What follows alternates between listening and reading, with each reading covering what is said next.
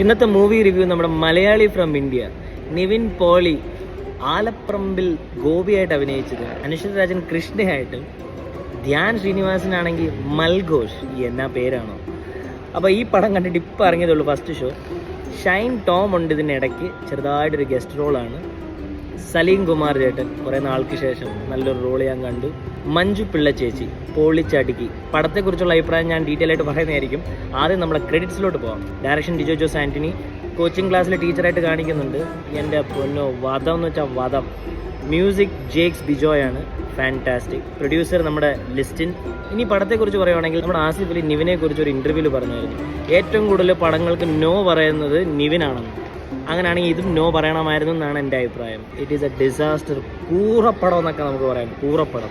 കുറേ പടങ്ങളെടുത്ത് ഒരുമിച്ച് ഒരു അവിയൽ പോലാക്കി കഴിഞ്ഞാൽ എങ്ങനെ ഇരിക്കും, അതാണ് മലയാളി ഫ്രം ഇന്ത്യ. പടത്തെക്കുറിച്ച് എന്ത് പറയാൻ, നിവിനെ എലിയെയാണ് കമ്പയർ ചെയ്തേക്കുന്നത്, അതാണ് ഫസ്റ്റ് തിങ്. പിന്നെ മോളുടെ പ്രായത്തിലുള്ള നടി, ഓക്കെ, കുഞ്ഞിരാമായണ സ്റ്റൈലാണ് ട്രൈ ചെയ്തേക്കുന്നത് സ്റ്റാർട്ടിങ്ങിൽ ഒരു ഫസ്റ്റ് ഹാഫ്. പക്ഷേ എൻ്റെ പൊന്നെ ഊള കോമഡീസ്. ആദ്യത്തെ സീന് സൈക്കിളിൽ ധ്യാനും നിവിനും പോകുന്നത്. ധ്യാനാണെങ്കിൽ ചവിട്ടാൻ വയ്യ, ട്രോളിക്കകത്ത് വെച്ചിട്ടാണ് പോകുന്നത്. കേരളത്തിലുള്ള എല്ലാ 3 പാർട്ടികളെ മിക്സ് ചെയ്തിട്ട് അതൊരു കണ്ടന്റായിട്ട് എടുത്തിട്ടുണ്ട്. ആടുജീവിതത്തെ കളിയാക്കിയിട്ടും ആടുജീവിതത്തെ ആസ്പദമാക്കിയിട്ടുള്ളൊരു കണ്ടന്റ് അത് സെപ്പറേറ്റ് എടുത്തിട്ടുണ്ട്. സെക്കൻഡ് ഹാഫിൽ ഇയാൾ ഗൾഫിൽ വരുന്നു, അവിടെ ഒരു പാകിസ്ഥാനിയെ കാണുന്നു.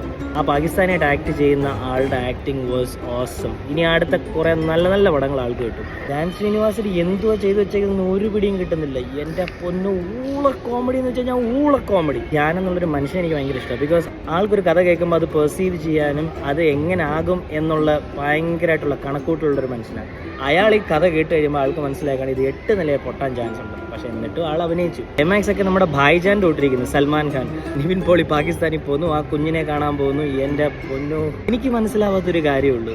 റിവ്യൂ ചെയ്യാൻ വളരെ ഈസിയാന്നൊക്കെ എല്ലാവരും പറയും, പക്ഷെ അഭിനയിക്കാനാണ് പാട്. പക്ഷേ ഞാനൊരു കാര്യം ചോദിക്കട്ടെ, നിങ്ങൾക്കൊരു കഥ കേട്ട് കഴിയുമ്പോൾ നിങ്ങൾക്കത് പിക്ചറൈസ് ചെയ്യുമ്പോഴത്തേക്ക് നിങ്ങൾക്ക് മനസ്സിലാവത്തില്ല എൻ്റെ ദൈവമേ എന്നാ മണ്ടത്തരമായി കാണിക്കാൻ പോകുന്നതെന്ന്. പക്ഷേ സത്യം പറഞ്ഞാൽ എന്നതാ കാണിച്ചു വെച്ചേക്കുന്നത്.